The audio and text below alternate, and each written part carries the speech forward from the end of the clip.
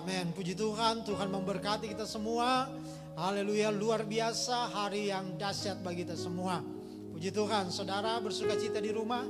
Saya percaya kita semua bersuka cita karena Tuhan ada bersama dengan kita semua.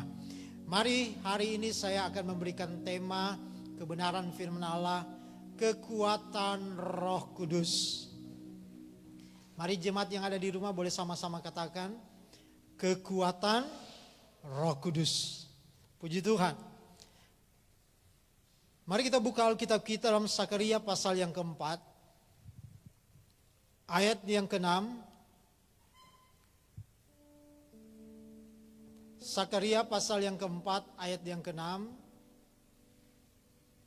Kalau sudah dapat kita akan baca sama-sama ayat ini. 1, 2, 3. Maka berbicaralah ia katanya, inilah firman Tuhan kepada Zerubabel, bunyinya, bukan dengan keperkasaan dan bukan dengan kekuatan, melainkan dengan Rohku, firman Tuhan semesta alam. Puji Tuhan.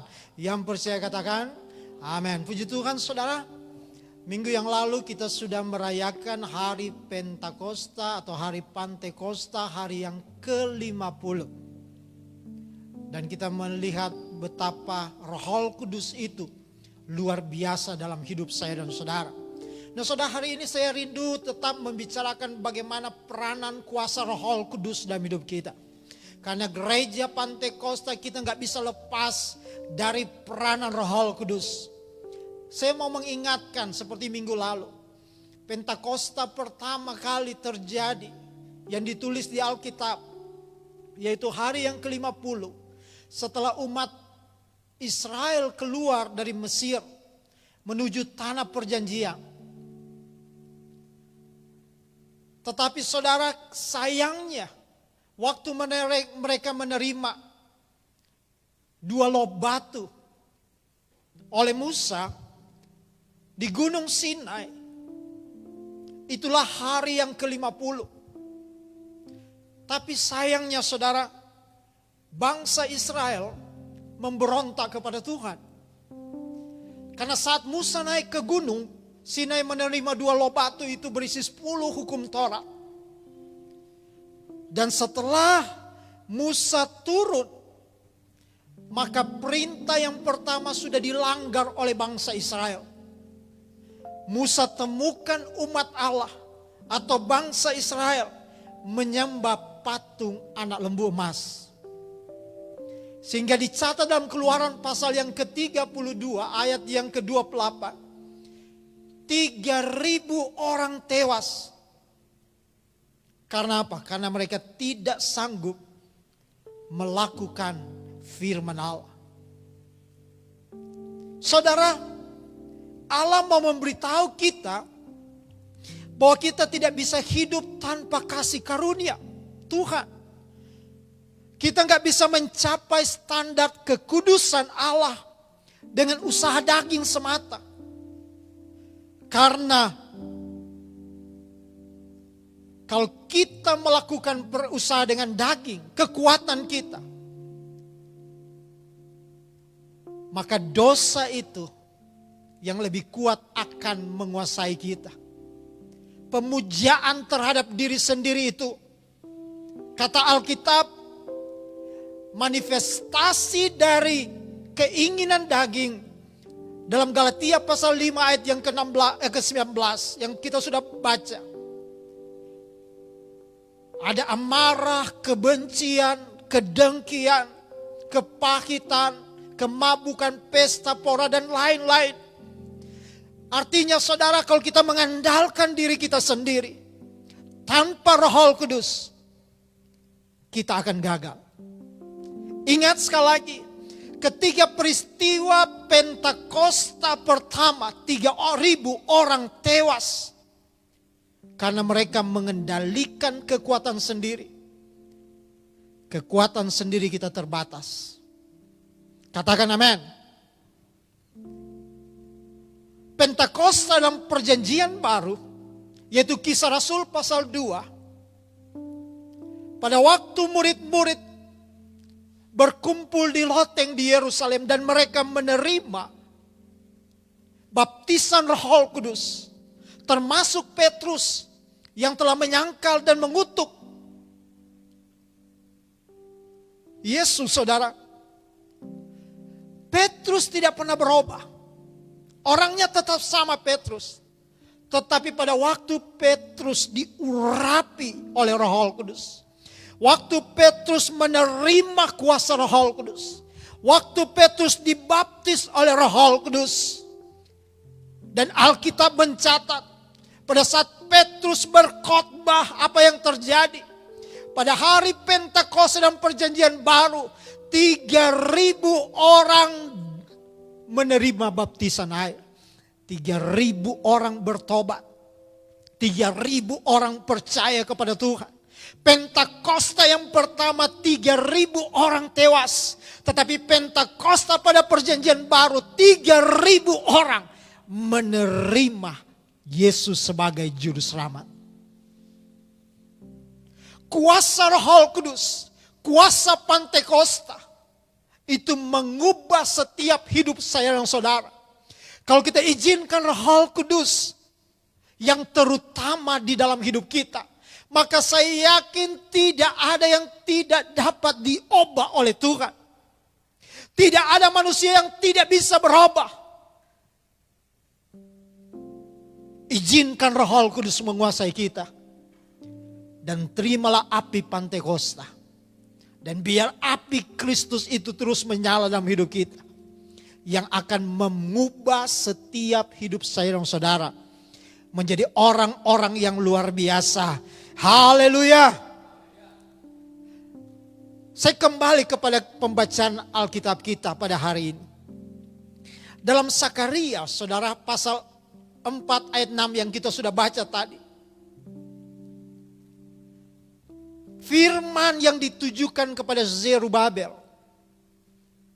Saudara.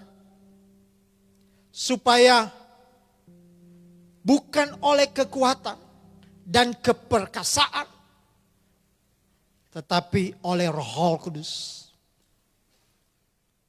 Nah saudara, kalau kita lihat ayat 1 sampai ayat 3, nanti Bapak Ibu Saudara baca aja satu perikop ini, supaya bisa memahami isi dari Alkitab ini, saudara.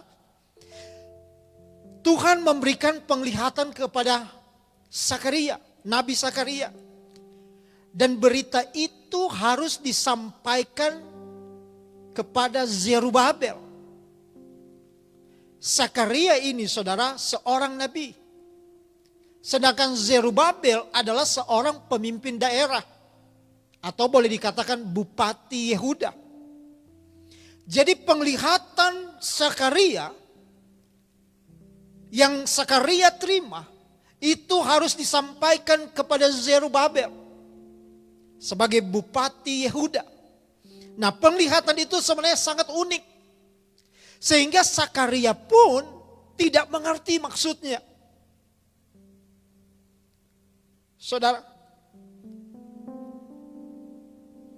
Nah, kebingungan Sakaria dijawab Tuhan sebagai berikut dalam ayat yang ke-6. Saya rindu kita membaca lagi sekali lagi ayat ini. Inilah firman Tuhan kepada Zerubabel. Bunyinya apa? Bukan dengan keperkasaan dan bukan dengan kekuatan, melainkan dengan Rohku, firman Tuhan semesta alam. Nah, penglihatan yang sedang diterima Sakaria ini sebenarnya menjelaskan bagaimana Roh Tuhan bekerja dahsyat luar biasa dibandingkan dengan keperkasaan dan kekuatan manusia.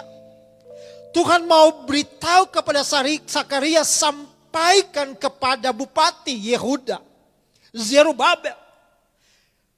Gak boleh menggunakan kekuatan sendiri. Gak boleh menggunakan keperkasaan sendiri. Tapi Roh Kudus itulah kekuatan dan keperkasaan yang akan menyertai. Tuhan menyuruh Sakaria untuk menyampaikan pesan ini. Karena apa, saudara? Zerubabel ini atau bupati Yehuda ini punya proyek besar di zaman itu. mendirikan kembali bait Allah. Dan tugas ini sangat kompleks, sangat sulit, tidak mudah, penuh tantangan, saudara. Dengan kekuatan dan keperkasaan sendiri gak mungkin bisa menyelesaikan sendiri oleh Zerubabel. Tidak mungkin, tidak mampu. Dan memang pekerjaan ini Tuhan mau, Tuhan maksudkan harus diselesaikan dengan cara Tuhan, bukan dengan cara manusia. Nah, saudara, saya nggak akan berbicara tentang bait Allah secara fisik. Tetapi sebenarnya apa gambaran buat kita sebagai anak Tuhan? Alkitab katakan bahwa tubuh kita adalah bait Allah. Katakan amin. Artinya tubuh kita adalah tempat tinggalnya Roh Kudus. Dan untuk supaya tubuh kita ini dibangun oleh Roh Kudus, kita nggak bisa membangun dengan kekuatan dan keperkasaan kita sendiri. Kita akan gagal.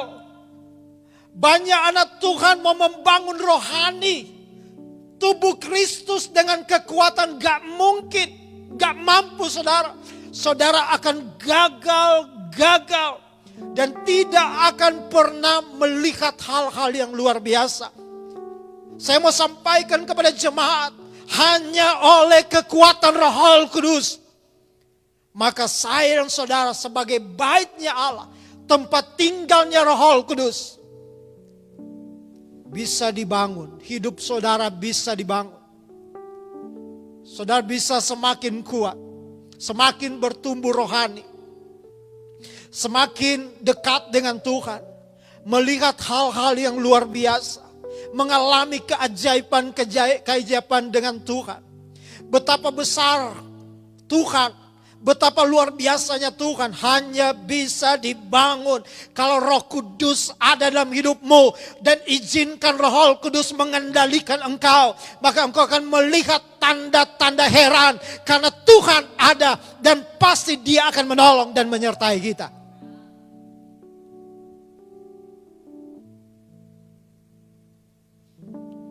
Haleluya. Sekali lagi banyak tantangan dalam dunia ini. Tapi percayalah, kalau engkau izinkan Roh Kudus, andalkan Roh Kudus, berjalanlah sesuai kehendak Roh Kudus, maka saya yakin, saya percaya engkau akan mampu bergerak dan engkau akan dapat melakukan perkara-perkara yang besar. Haleluya, di dalam engkau, karena Roh Kudus ada berserta dengan kita. Ada dua hal yang kita akan lihat dalam ayat-ayat ini, saudara. Kalau ada kekuatan Roh Kudus, maka yang pertama, apa yang kita bisa alami? Ayat yang ke-7. Ayat yang ke-7. Firman Allah berkata, siapakah engkau gunung yang besar? Di depan Zerubabel, engkau menjadi tanah rata. Ia akan mengangkat batu utama. Sedang orang bersorak, bagus sekali batu itu. Yang pertama, saudara, waktu firman Allah disampaikan kepada Zerubabel ayat yang ke-6. Haleluya, firman Allah katakan, Tuhan berkata lewat Nabi Zakaria, sampaikan kepada Zerubabel, engkau gak bisa membangun bait Allah itu dengan kekuatan dan keperkasaan, tetapi oleh Roh Kudus. Karena persoalannya gak mudah, gak gampang. Tetapi ayat yang ke-7, kalau Zerubabel mengandalkan Roh Kudus, maka ayat yang ke-7, apa yang dikatakan Alkitab? Siapakah engkau gunung yang besar? Di depan Zerubabel engkau menjadi tanah rata. Kalau Roh Kudus beserta dengan Zerubabel, maka gunung yang besar bisa diratakan karena Roh Kudus. Haleluya. Apa gunung? Pergumulan, masalah. Kadang-kadang kita melihat, kita hampir menyerah sebagai anak Tuhan. Ada banyak gunung yang besar di depan. Apa aku mampu, apa aku dapat. Tetapi orang yang mengizinkan Roh Kudus, orang yang bergerakkan Roh Kudus, pasti gunung itu akan diratakan. Semua yang ada di depan Zerubabel, yang ada di depan Bupati Yehuda, kalau Roh Kudus, dia mengandalkan Roh Kudus, bukan dengan kekuatan dan keperkasaan, bukan dengan cara manusia. Mungkin Bupati ini dia merasa bisa aja katakan, saya orang yang berkuasa, saya punya kedudukan, saya punya kemampuan, saya punya rakyat. Tetapi kalau dia pakai cara pandang, cara dia mengendalikan kekuatan sendiri, saya yakin dia tidak akan mungkin bisa menyelesaikan bait Allah. Tetapi kalau dia mengandalkan Roh Kudus, firman Allah katakan, semua yang ada di depan Zerubabel, gunung yang besar akan diratakan. Haleluya. Haleluya. Saudara, apa menjadi pergumulanmu? Apa yang menjadi masalahmu? Kalau engkau mengandalkan Roh Kudus, izinkan Roh Kudus, semua masalah yang ada di depanmu akan diratakan. Karena Tuhan ada berjalan di depanmu. Dia akan bergerak, dan engkau akan terkagum-kagum kepada Dia. Seperti bagaimana murid-murid mengalami kuasa Roh Kudus, orang lain melihat betapa dahsyatnya Tuhan, perbuatan Tuhan, keajaiban Tuhan bagi orang yang percaya dan mengandalkan Roh Kudus. Bekerja dengan kekuatan Roh Kudus akan memampukan kita untuk meratakan gunung-gunung yang besar, menyingkirkan segala tantangan dan persoalan yang tampak besar dan menghalangi. Kekuatan Roh Kudus akan membuat persoalan yang besar, yang kompleks menjadi begitu sederhana. Kuasa Roh Kudus akan memberikan damai sejahtera, memberikan ketenangan pada umatnya, pada orang percaya. Sehingga tidak lagi melihat setiap persoalan, pergumulan, masalah dengan cara pandang diri kita sendiri, dengan kekuatan diri kita sendiri, dengan keperkasaan kita sendiri. Tetapi kita mulai mengandalkan dengan cara pandang Tuhan dan mengandalkan Roh Kudus yang ada dalam hidup kita.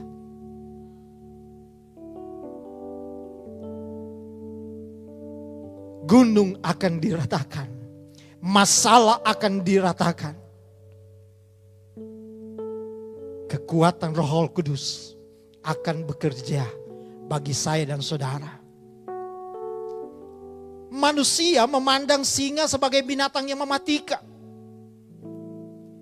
Tetapi Tuhan hanya Dia katupkan mulut singa sehingga Daniel bisa terluput dari singa. Cara pandang manusia, lautan itu sebagai halangan yang tidak mungkin dilalui. Tetapi pada waktu bangsa Israel keluar dari tanah Mesir, yang mustahil menurut cara pandang manusia, bagi Tuhan tidak ada yang mustahil. Laut Kolsum dibelah menjadi dua, bangsa Israel bisa menyeberang. Menyatakan bagaimana dahsyatnya Tuhan. Manusia memandang 5 roti dan 2 ekor ikan sebagai persediaan yang sangat minim untuk kasih makan 5.000 orang. Tetapi di tangan Tuhan, sesuatu yang mustahil bagi manusia, bagi Tuhan sangat sederhana. Tersisa 12 bakul penuh.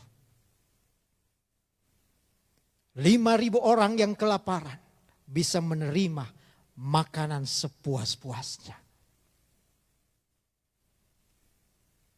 Roh Kudus adalah kekuatan kita.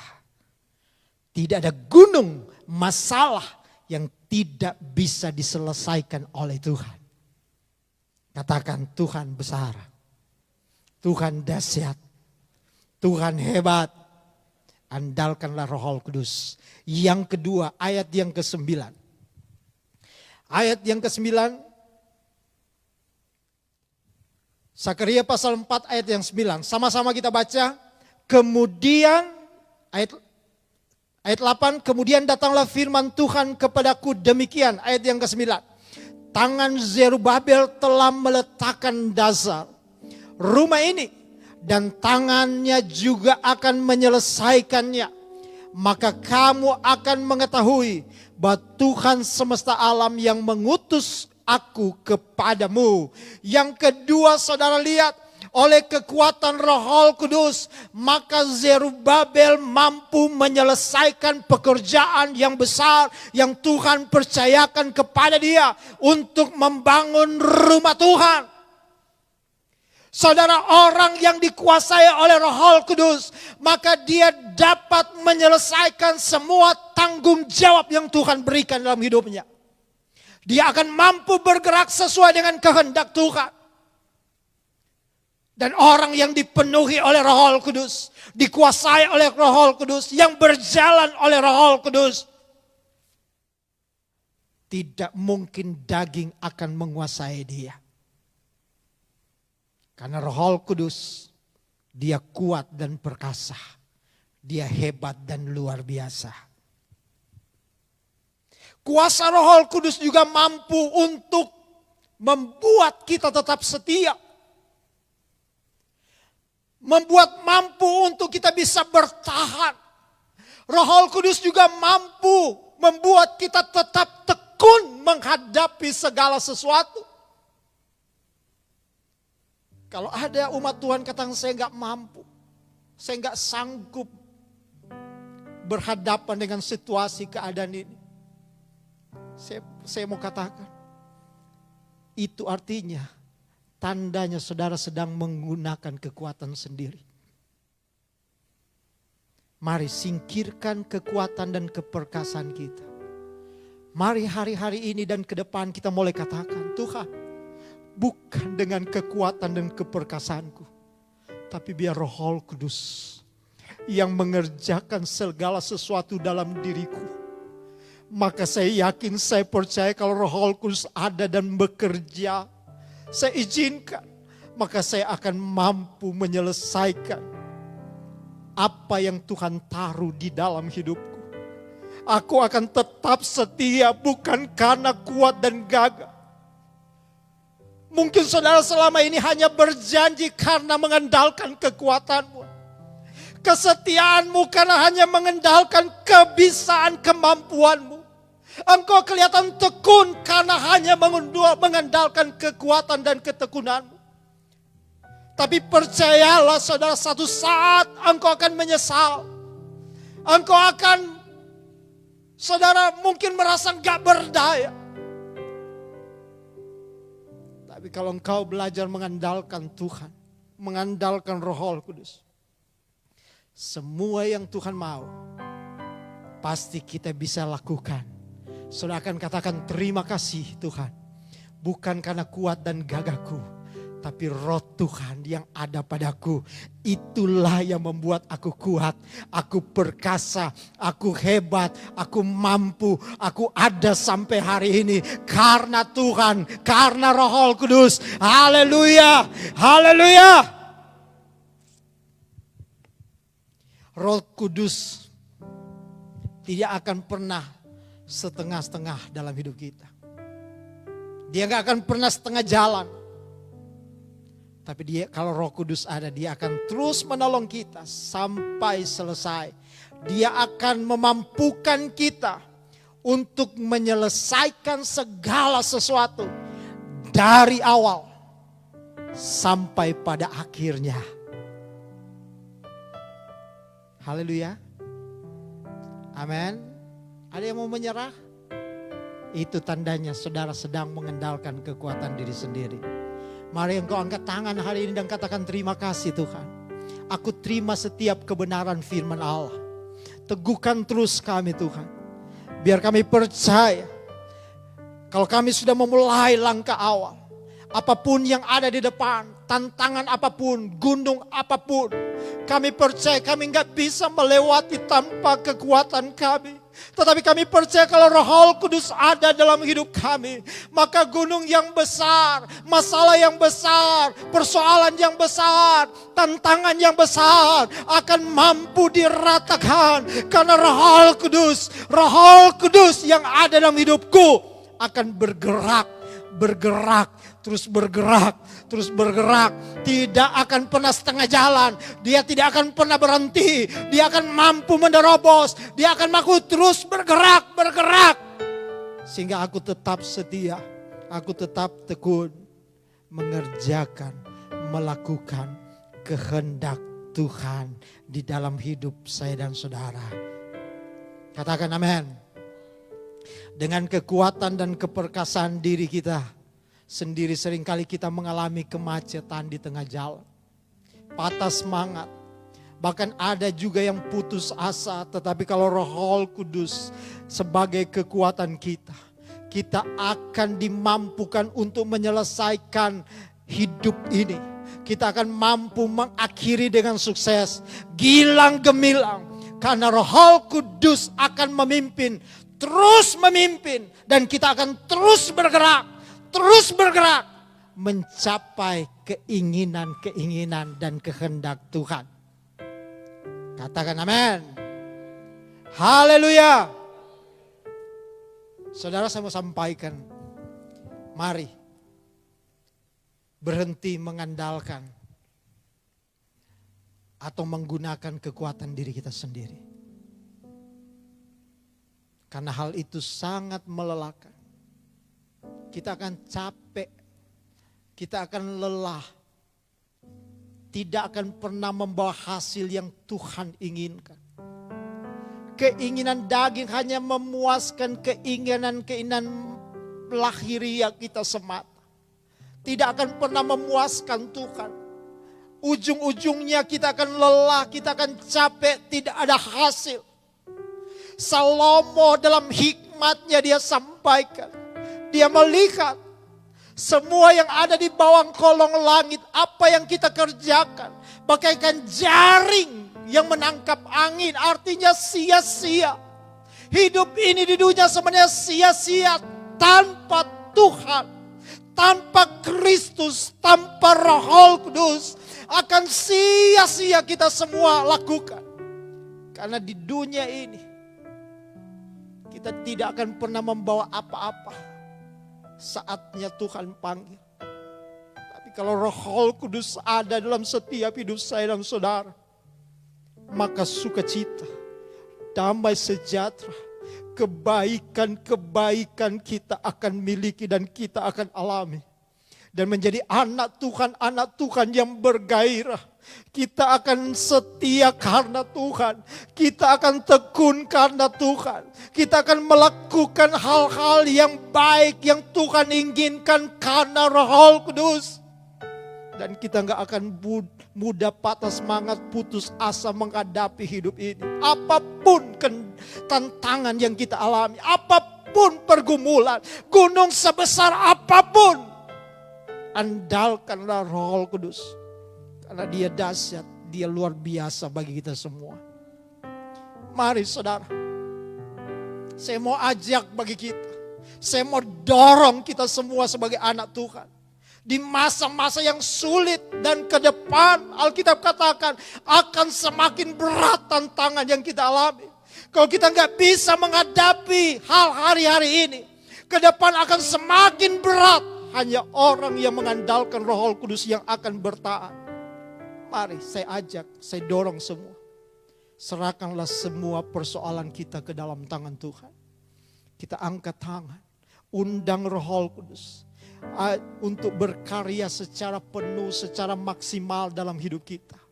Bahkan katakan, Roh Kudus, kendalikan hidup kita, kendalikan hidupku. Dan engkau akan melihat, akan merasakan, menikmati perbedaan yang besar di saat Roh Kudus mengendalikan hidupmu. Engkau akan melihat berkat-berkat rohani akan menguasaimu. Engkau melihat dampak berkat-berkat lahiriah akan mengiringi engkau. Bahkan engkau akan melihat orang lain. Haleluya, orang lain melihat engkau dan mereka bisa melihat kemuliaan Tuhan di hidupmu. Karena Roh Kudus. Karena Roh Kudus beserta dengan kita. Amin.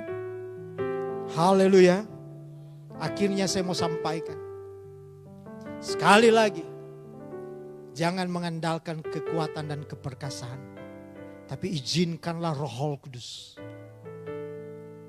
menguatkan, mengendalikan, memimpin hidup saudara. Tuhan memberkati kita semua. Api Pantekosta terus menyala dalam hidup kita. Renungkanlah firman Allah. Nyatakan firman Allah setiap hari. Lewat perkataanmu, lewat ucapanmu. Renungkanlah, lakukanlah. Maka lihat, pegang kebenaran firman Allah. Tanda-tanda heran akan mengiringi setiap langkah hidupmu. Bersama dengan Tuhan, kami dapat melakukan perkara-perkara yang besar. Tuhan Yesus memberkati kita semua. Haleluya.